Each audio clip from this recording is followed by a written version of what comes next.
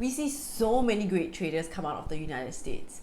After all, they are home to the largest financial markets in the world. But Singaporeans still make more money than Americans. Why? Why? Why?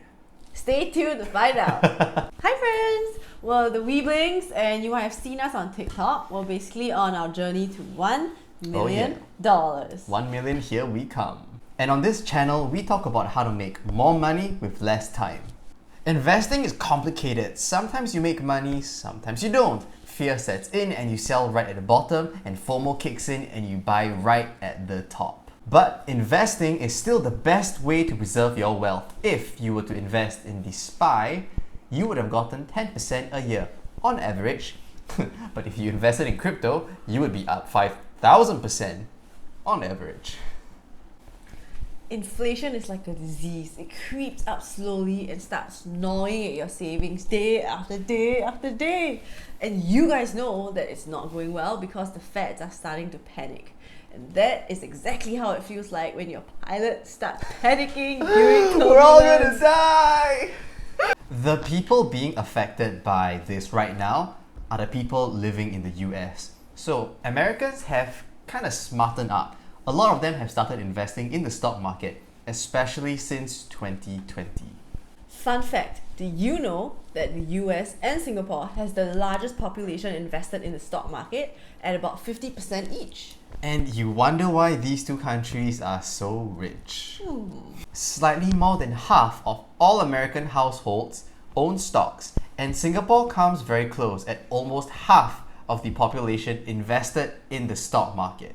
Singapore has been following the US in lockstep. Robo-advisors has taken over both countries, and this has helped many millennials and some Gen Zs get started in the stock market. She is a millennial.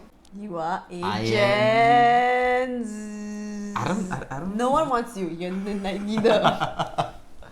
Okay, let's see. So according to some research, I am a millennial, but I am also a Gen Z according to some research.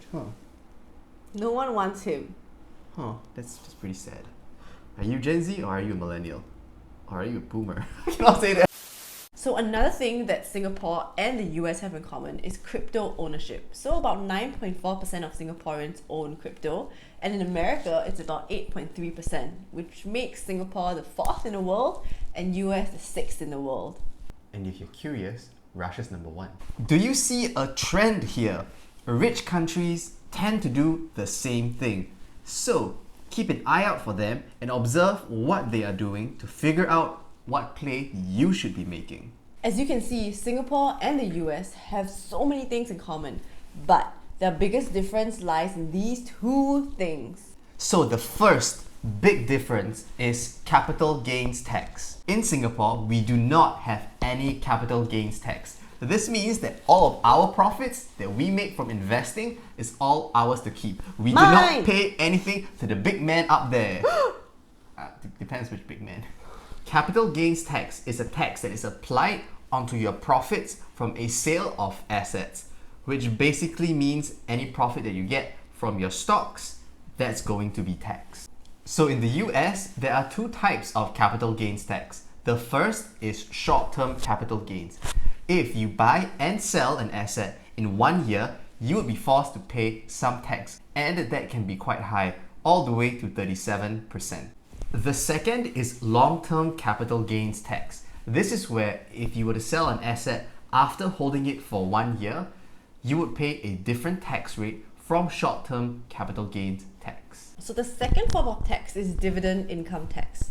In the US, everyone gets taxed for dividend payouts, but in Singapore, we also get taxed only if we are invested in a US company. So a loophole for us is to be invested in a Singapore company that pays us dividends. That way we don't get taxed at all. And on average, that is close to 5 to 6%. So that's quite a lot of dividends that is not taxable if you are a Singaporean. But crypto is better. So this is why Singaporeans on average make more money from the stock market than Americans. One of the best things to do as an American is to hold stocks for at least 1 year to avoid short-term capital gains tax. This is not financial advice.